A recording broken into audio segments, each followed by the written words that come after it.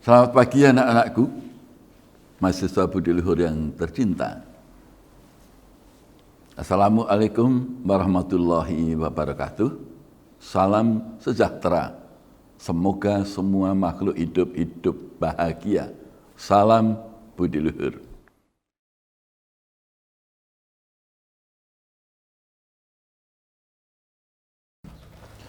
Anak-anakku yang tercinta, kita telah melewati 5 sesi menurut ingatan saya, di mana kelima sesi tadi saya telah mengutarakan bagaimana sebaiknya menjadi manusia yang utama, minimum madya, agar tidak mendapatkan siksa di neraka. Bagaimanapun upaya kita selama kita tidak mempunyai suatu pedoman yang mapan atau acuan atau referensi untuk melewati sesat, nista, hina, madya untuk mencapai menjadi manusia utama, sulitlah kita untuk mendapatkan atau mencapainya tempat derajat surga utama yang kita idam-idamkan. Sehingga kita harus punya pedoman yang sangat sederhana tetapi selalu bisa kita ingat sebagai acuan atau pedoman agar kita tidak berbuat sesat, nista, hina, serta kita mampu mencapai derajat manusia utama. Jadilah orang baik, karena orang baik dibedakan Tuhan dimanapun, kapanpun, dan dalam keadaan apapun, itu kunci utama. Yang kedua, makanan dan minuman kalian tolong jangan sampai meracuni diri Anda, juga meracuni keluarga Anda, terutama meracuni calon sperma dan telur Anda yang nantinya akan menjadi bibit manusia selanjutnya. Kita juga tidak boleh lengah bahwasanya kita adalah ciptaan Tuhan, dan kita dengan perantaraan Bapak Ibu kita bisa lahir ke dunia ini. Balas budi harus dong, dan tahu diri kepadanya. Untuk itu semua harus kita lewati dengan sebaik-baiknya. Manusia utama, utomo, atau manusia utama ning manungso. Kalau bahasa Indonesia, manusia yang paling utama di dunia ini, agar bisa menempati tempat surga utama yang serba nikmat, fasilitasnya, bahasa Indonesianya atau bahasa umumnya, mau nggak mau kita harus mempunyai karakter atau sifat atau pribadi yang sabar, narimo atau sabar bersyukur, serta welas asih atau cinta kasih, dan harus diimbangi, diteruskan dengan tindakan senang menolong sesamanya. Sesamanya itu sesama manusia, sesama hidup, maupun sesama ciptaan Tuhan. Kalimat ini kelihatannya sangat sederhana. Untuk menjadi manusia utama, paling utama manusia, hanya sabar, narimo, belas asih, senang tetulung mering sapodo. Jangan demikian. Bahwasanya kalimat itu gampang dihafalkan, iya. Tetapi untuk aplikasi atau dalam kehidupan kita jalankan dengan sesungguh-sungguhnya adalah tidak begitu gampang. Misalnya saja, sabar.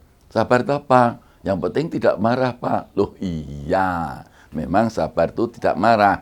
Tetapi sepanjang Anda hidup sampai hari ini, di mana kalian mahasiswa baru, berumur kurang lebih 18 tahun, atau kurang dikit yang pandai, apakah Anda nggak pernah marah? Ayo tolong, siapa yang tidak pernah marah? Nah, sehingga sebenarnya kata marah itu adalah sangat sulit untuk mengendalikannya agar menjadi orang yang sabar. Satu-satunya jalan agar kita sabar itu tidak mau tidak harus kita mampu bersyukur kepada Tuhan semesta alam dan terima kasih sedalam-dalamnya kepada Bapak Ibu kita. Selama kita tidak narimo atau mampu bersyukur kepada Tuhan dan terima kasih kepada Bapak Ibu kita, pasti kita adanya cuma mau marah melulu, bisa menyalahkan orang tua kita, atau kemudian menyalahkan Tuhan semesta alam. Nah, sehingga sabar itu harus disertai bersyukur. Tanpa manusia bersyukur, sulit untuk sabar. Nah, kalau ada pepatah orang Jawa, sebenarnya tidak sabar, tapi seolah-olah sabar, bunyinya begini. Yo, tak sabar-sabar, ke. Aku terima, ning sing ngomong ora terima. Nah, itu kalimat yang betul-betul sebenarnya dia tidak sabar. Mengutarakan, ya tak sabar-sabar, kita artinya, ya saya buat sabar diri saya. Saya terima, saya sabar, tetapi yang ngomong saya tidak terima, itu sebenarnya sama aja kurang sabar. Nih, sehingga kalau sabar betul itu ikhlas. Dicerca orang, ya kita terima dengan ketawa, dan kita sadar dicerca, dihina itu adalah obat. Kok obat? Karena kemudian kita introspeksi diri, mengapa dia menghina kita, mengapa dia mencerca kita. Sebaliknya pun kita juga harus sadar, kalau kita disanjung, dipuji, hati-hati. Karena umumnya pujian dan sanjungan itu kurang untungnya racun. Mengapa racun? Karena kurang untungnya di belakang itu sebenarnya kita pamrih. Ini ada kurang untungnya malah menjebak kita dalam memuji atau menyanjung kita. Nah, sehingga orang sabar itu tidak gampang. Nih, menghadapi situasi apapun kita terima dengan senang hati, tulus ikhlas. Apapun, kalau memang demikian, kuncinya bersyukur. Nah, ini sabar harus bersyukur. Tanpa bersyukur, orang tidak mungkin bisa sabar. Nah, apakah orang sabar itu tidak boleh marah, Pak? Boleh. Tapi kesabaran yang boleh menjadi marah tadi, kalau marahnya itu menguntungkan kedua belah pihak. Baik yang dimarahin maupun yang marah sama-sama untung. Yang dimarahi sadar kalau berbuat salah atau berbuat dosa, sehingga akhirnya bertobat, minta ampun pada Tuhan dan sebagainya, berbuat baik akhirnya. Nah, sebaliknya yang memarahi lega, karena mempunyai tujuan untuk menginsafkan orang tadi. Otaknya bukan ingin marah semena-mena, bukan, tetapi pikirannya kepingin menyadarkan agar orang yang salah tadi bisa sadar, sehingga otak kita yang berpikir mencari jalan untuk menyadarkan tadi, itulah amal kebaikan kita. Jadi marah kita tidak arogan, tidak kemudian sembarang menang, apalagi mencaci maki, nggak boleh. Marah kita tetap harus dengan sopan dan santun. Nah, ini adalah sabar. Bersyukur tidak hanya segampang tadi, bersyukur itu lebih dalam lagi. Apapun yang saat ini kita miliki, sampai saat ini apa adanya yang kita miliki, baik tubuh kita, sudah sempurna saja mata kita dua sempurna bisa melihat, telinga kita dua sempurna berarti udah dua bisa mendengar, mulut kita kemudian bisa bicara cukup, lidah kita baik dan sebagainya. Ini kita harus sudah bersyukur pada Tuhan dibandingkan yang cacat. Nah, apakah yang cacat juga tidak boleh bersyukur? Boleh. Justru dia pun mesti lebih bersyukur.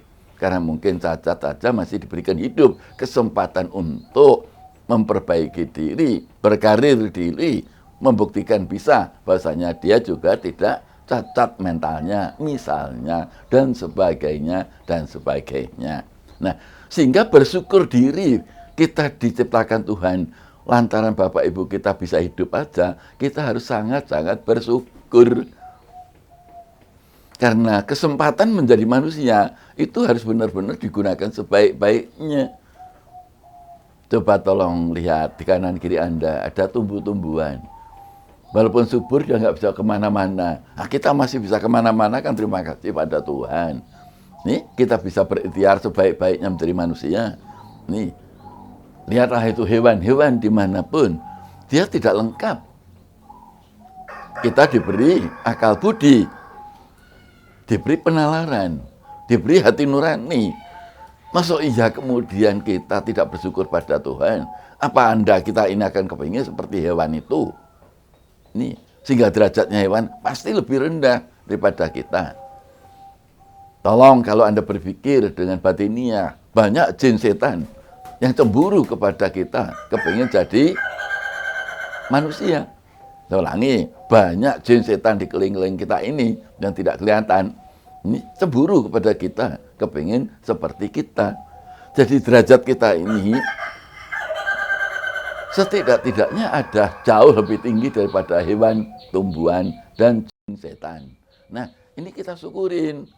Nih, jadi jangan kemudian malah, wah karena mata kita sipit kemudian dioperasi lebih besar supaya belok. Nih, kemudian hidung kita kayaknya kurang mancung, dioperasi mancung. Nah, itu namanya kurang narimo. Ini kurang mensyukuri.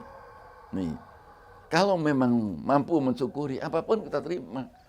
Nih, cuman kita bagaimana berupaya sebaik-baiknya dengan apa yang telah kita terima ini. Itu yang penting. Nih, apakah kemudian nggak boleh Pak mengadakan operasi hidung ini? Saya bukan mengatakan nggak boleh. Cuman itu berarti kurang mensyukuri. Dan seterusnya. Dan kalau operasi kan juga biayanya mahal. Daripada kemudian untuk operasi biayanya mahal, kan bisa untuk amal kebaikan besok di mata Tuhan akan sangat baik setelah kita mati dapatkan tempat yang baik. Nah, ini harapan saya adalah bersyukur itu demikian. Nih, kalau kemudian hari ini kita sebagai pengusaha baru mendapatkan untung 100.000, ya sudah kita bersyukur. Dengan 100.000 tadi didaya gunakan sebaik-baiknya bagaimana? Apakah untuk menambah alat baru? Atau kemudian misalnya untuk mangsur hutang dan sebagainya. Dan kita berikhtiar supaya besok pagi lebih apa yang kita dapatkan. Lusa lebih baik dan seterusnya. Jadi jangan kemudian hari ini, cuma dapat sekian. Nah, kalimat hanya dapat sekian, ini berarti kurang mampu bersyukur. Dan seterusnya, dan seterusnya. Nah, itulah sabar narimo atau mensyukuri. Manusia kalau baru tahapan sabar mensyukuri, belum ada wujud yang nyata. Tindakannya kepada sesama. Nah, kita harus wujud nyata itu, welas asih, seneng tetulung, mring sapodo. Welas asih wujudnya masih dalam diri kita. Kalau senang menolong sudah keluar. Nah, welas asih itu ada pengertian dua sebenarnya. Pada umumnya orang di Indonesia, welas asih diterjemahkan cinta kasih. Karena dianggapnya welas asih itu bahasa Jawa. Padahal welas asih itu sudah masuk kosakata bahasa Indonesia. Cinta kasih itu juga ada. Welas asih itu sebenarnya punya makna kepingin berupaya untuk mengurangi penderitaan sesama. Saya ulangi, welas asih itu punya tendensi tujuan mengurangi, menghilangkan penderitaan, kesengsaraan sesama. Sedangkan cinta kasih itu punya muatan, punya tendensi, punya keinginan untuk mensejahterakan sesama. Seperti yang saya berikan pada sebelumnya, uraian sebelumnya, balas budi utama kepada Tuhan, memakmurkan dan mensejahterakan umatnya. Jadi itu cinta kasih. Kalau welas asih hanya kepingin menghilangkan, mengurangi penderitaan sesama. Nah, untuk setidak-tidaknya mempunyai dasar agar mampu bersifat welas asih dan cinta kasih, kita harus punya dasar sifat simpati. Senang melihat orang lain senang. Jadi, melihat orang lain bahagia, kita ikut bahagia. Jangan malah sebaliknya, banyak orang lain bahagia kemudian menggerutu. Ini Nggak boleh. Nih, jadi orang lain senang, kita ikut senang. Orang lain sedih, kita ikut sedih. Itu simpati namanya. Dan kita juga harus punya selain simpati, empati. Nih, rasa iba, rasa terenyuh melihat penderitaan orang lain. Jadi lengkapnya sabar narimo harus dilengkapi dengan welas asih, cinta kasih, empati, dan simpati. Kalau hanya berhenti simpati dan empati, nggak bertindak, punya kaki nggak bermanfaat, punya tangan nggak bermanfaat, punya mulut kurang berguna, punya harta juga tidak berarti. Nah, sehingga kita harus melangkah untuk menuju ke tempat sasaran orang yang menderita, orang yang miskin, ini orang-orang yang perlu kita bantu apapun wujudnya. Nah, sehingga setelah kita ada belas asih, cinta kasih, simpati, empati, punya kaki, kita harus melangkah pada tujuan, punya tangan, kita harus mengulurkan tangan kita, punya mulut, memberikan suatu saran. Nah, kalau punya harta, berikanlah harta itu. Nah, sehingga akhirnya kita akan lengkap menjadi manusia utamaning manungsa atau manusia utama paling utamanya manusia. Sabar narimo, welas asih, cinta kasih, simpati empati, senang menolong sesamanya. Sesamanya itu mempunyai arti manusia, hidup, dan ciptaan Tuhan. Kalau cuma berhenti di situ, tidak nyata lagi, nanti tidak ada suatu ukuran atau measurement keberhasilan seseorang menjadi manusia utama. Nah, ya tersyukur. Nih, jumlah pasti kuantitanya. Pertolongan tadi harus bisa betul-betul jumlahnya berapa, wujudnya kayak apa. Jadi kualitas dan kuantitasnya nyata. Nah, kalau kuantitasnya, jumlahnya, pertolongan tadi beribu-ribu tanpa bisa dihitung lagi jumlahnya dan jenis-jenisnya atau kualitasnya juga tidak bisa dihitung lagi. Nah, itulah puncaknya puncak manusia yang senang menolong sesamanya.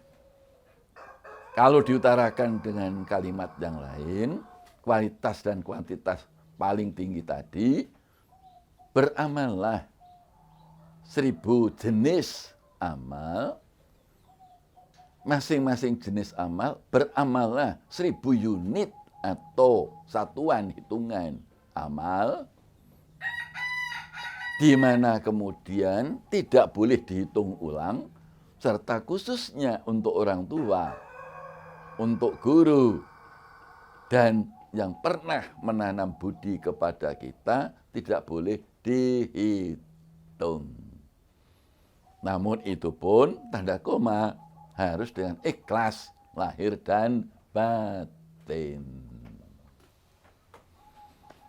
Jadi hari ini saya tekankan pada Anda semua, proses pembelajaran 1, 2, 3, 4, 5 hari ini yang ke-6, intinya jadilah manusia yang betul-betul sabar, mampu bersyukur dalam keadaan apapun situasinya.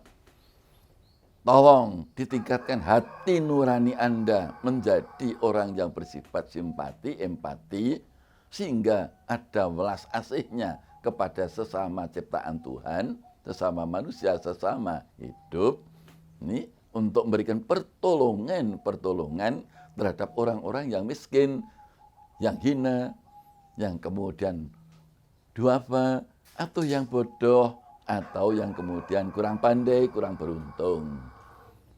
Nah, sehingga tingkatkan agar mereka semua, baik ciptaan manusia itu wujudnya apapun, jadikan kalau bisa, usahakan kalau bisa, sejahterakan hidupnya.